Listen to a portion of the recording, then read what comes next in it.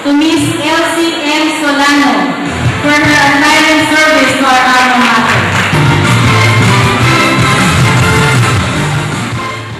Fields of endeavor, thus making CHS and all of us truly proud of them. The first among them is a teacher through and through, spending more than half of her life in the teaching profession. Starting at CHS in 1955, moving on to Tarlac High School and Tarlac State University, and in the end doing it for free at the Our Lady of Peace College Seminary. Did you know that she is still into teaching as a part-time English professor at the CLDH Educational Institution? Hence to be awarded a certificate of recognition in the field of education. A round of applause please for Miss Milagros Curamilia from CHS Batch 1979.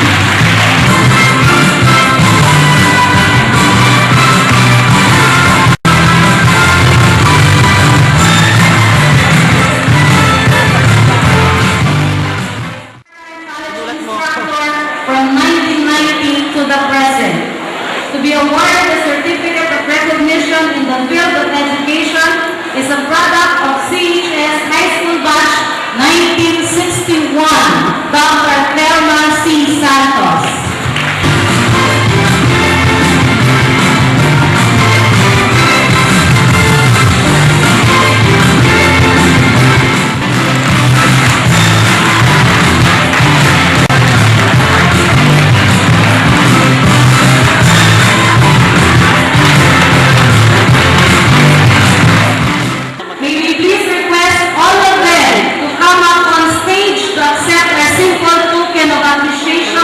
For their patience and kindness as our surrogate parents while we were still in school.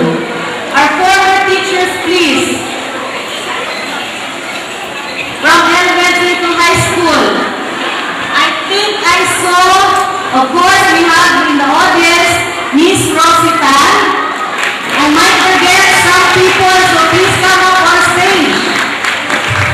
Miss Nerita Sarmiento.